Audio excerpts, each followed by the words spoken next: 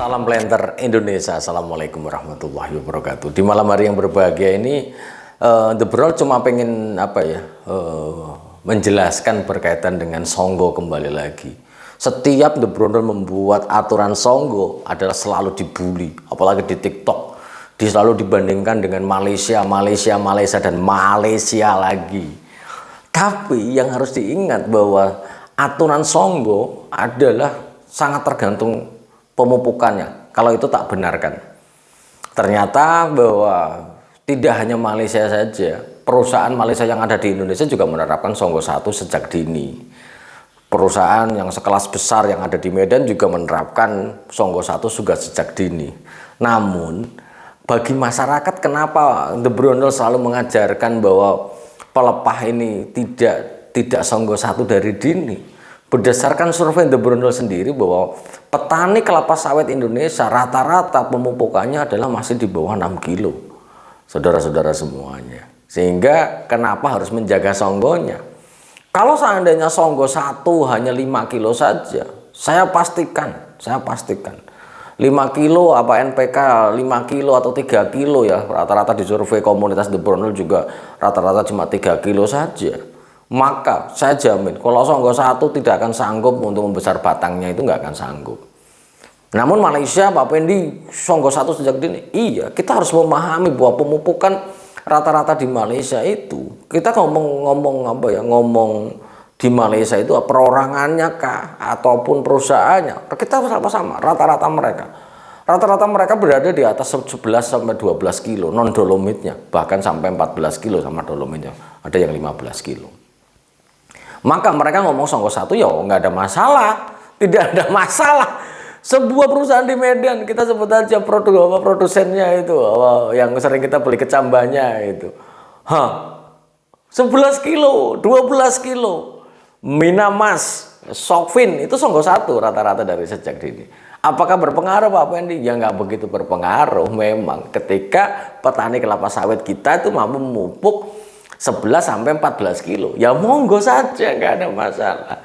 Tapi kembali lagi, walaupun dibully apapun namanya, The Brondol tidak akan pernah jera untuk menerangkan Songgo bahwa Songgo yang terbaik adalah tetap harus dijaga Songgonya lebih daripada 1. Karena hitung-hitungan pelepah adalah hitung-hitungan energi. Kita sekali lagi, hitung-hitungan pelepah adalah energi. Saya chat dengan sahabat-sahabat The Brondol yang ada di Malaysia. Tuan, apakah Tuan ketika Songgo 1 itu tidak mengalami pengecilan batang? Mengalami pengecilan batang, Tuan. Saya nanya, lebih bagus Songgo 2 atau Songgo 1, Tuan? Songgo 2. Kenapa mereka tidak berani Songgo 1? Tenaga kerja. Mereka juga susah tenaga kerjanya. Sementara kita menjadi petani kelapa sawit, mau ngikuti yang mana? Mau ngikut yang mana? Kalau memang kita sultan mupuknya mau 14 kilo, mau Songgo 1, sekali lagi, monggo saja, nggak ada masalah. Tapi bahwa, kembali lagi bahwa The Brondol berada masih aktif bekerja di sebuah perusahaan yang masih menganut Songgo ini. Ketika Songgo ini kita mupuk pas-pasan berdasarkan analisis kriteria daun saja, kebutuhan tanaman berdasarkan analisis LSU daun saja, Songgo tetap bermasalah ketika Songgo 1. Di vlog The Brondol berkali-kali bahwa perusahaan mupuknya pas-pasan, Mas, berdasarkan kebutuhan tanaman saja. Itu saja akan berpengaruh bahwa Songgo yang tidak cukup, maka akan berpengaruh terhadap besarnya BJR dan besarnya batang yang nanti lama-lama mengecil. Dan satu lagi, akan semakin cepat tinggi. Sehingga pentingnya menjaga Songgo ini bagi kita, karena sekali lagi The Brondol bukan miliknya perusahaan, juga bukan. The Brondol juga bukan miliknya menengah ke atas, tapi The Brondol milik segala petani kelapa sawit yang mana akan jauh lebih baik daripada Songgo 1, lebih bagus Songgo 2. Lebih bagus Songgo 2. Sampai bahkan di sebuah perusahaan sebesar tempat saya kerja saja, itu kalau sampai Songgo 1 di tanaman generasi kedua 2018 berarti sekitar 5 tahun ya. Ada yang 4 tahun, 5 tahun, itu temuan audit, Mas. Inilah pentingnya yang namanya Songgo bagi tanaman kelapa sawit kita. Selama kita mupuknya masih assalamualaikum dan waalaikumsalam, angkanya masih sedikit saja, jangan coba-coba Songgo 1 dari dini. Monggo saja. Ternyata saya buktikan kok. Kalau di ada yang mupuknya 4 kilo saja atau 5 kilo dan Songgo 1 buahnya gede-gede BCR-nya, wow, tunjukkan sama saya. Silahkan saja. Tapi kalau bagi saya pribadi, bahwa Songgo tetap sama dengan jumlah energi yang dihasilkan. Bahwa fotosintesis, penampang melintang daun itu sama dengan fotosintesis, yang nanti fotosintesis akan menghasilkan energi pada ujungnya, yaitu adalah ketika akan menghasilkan ATP dan ADP. Sehingga kembali lagi, ATP dan ADP, adenosin trifosfat sendiri, akan ada ketika pemupukan fosfatnya itu baik. Maka jangan salah, ketika jumlah perundingan kita itu over pruning sejak dini, maka pasti batangnya akan mengecil. Kenapa? Energinya kecil. Energinya kecil. Ini kalau secara teori biologinya, monggo saja yang mau ngomong bahwa the brother banyakan cincong, banyakan nyocot ya teori. Tapi apa yang saya sampaikan adalah sangat logis sekali. Ketika kita menggunakan misalnya mau Songgo 1, selama fosfatnya cukup, pemupukan kita di atas 10 kilo, nggak ada masalah, silahkan saja. Tapi jangan coba-coba ketika kita menjadi seorang petani, masih mupuknya assalamualaikum, kadang-kadang nggak mupuk, kadang-kadang mupuk, dan kita juga sangat tergantung ini. Lebih bagus Songgo tetap dijaga. Songgo 2 akan jauh lebih baik dibandingkan Songgo 1. Pada tanaman muda yang 100% kering, pada tanaman panen perdana sampai 4 tahun yang kering dipotong saja, kemudian dijaga Songgonya 2-3, akan sangat menyelamatkan tanaman kelapa sawit itu sendiri. Walaupun banyak orang yang sampai tak blok beberapa orang yang mengatakan tidak sopan di YouTube ataupun di TikTok, whatever.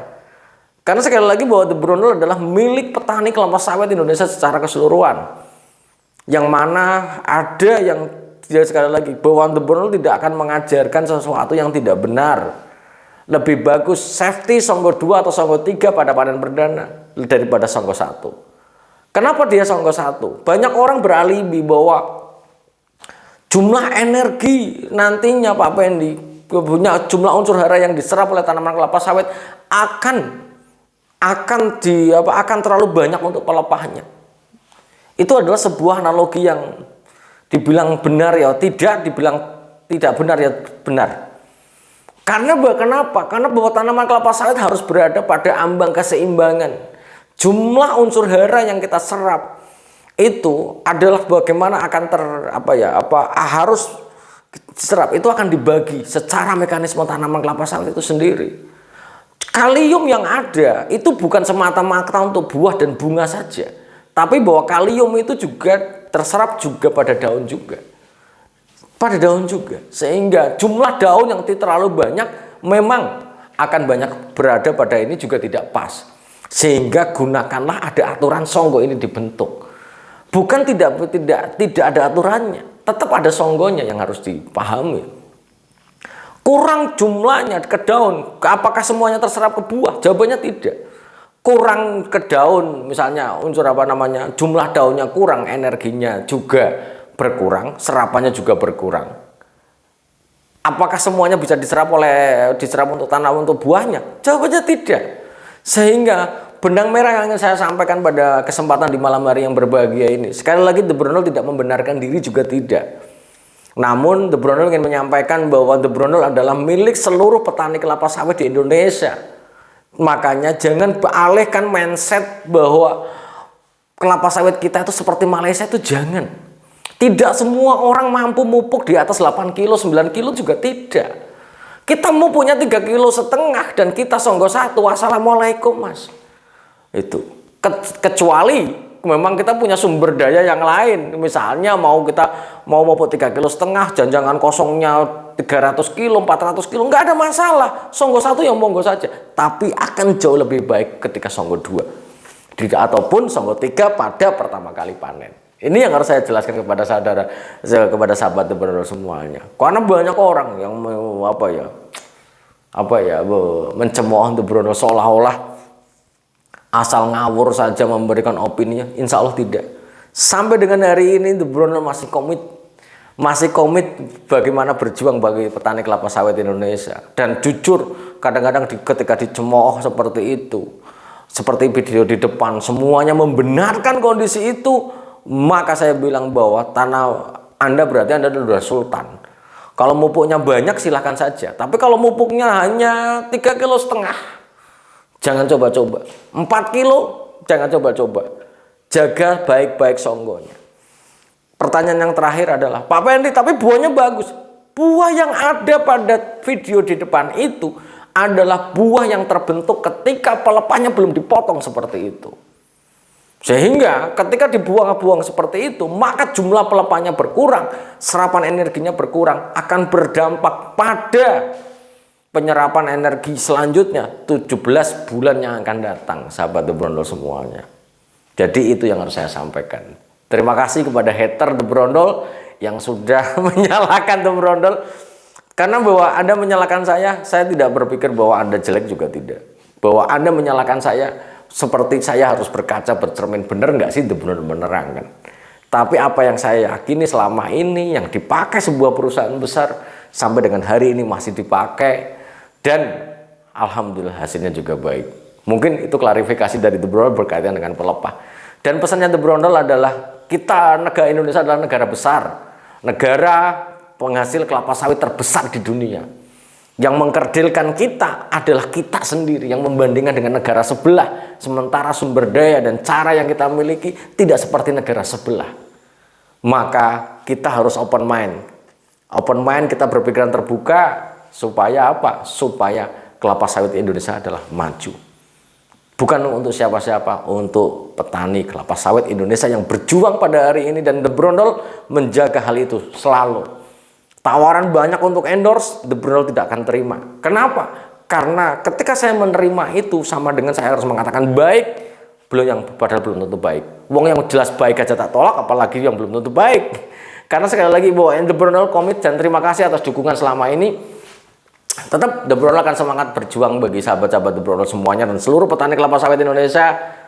Dan sekali lagi terima kasih para petani kelapa sawit Indonesia yang sudah menyiapkan cadangan devisa bagi negara kita Indonesia tercinta ini. Terima kasih. Salam planter Indonesia. Assalamualaikum warahmatullahi wabarakatuh.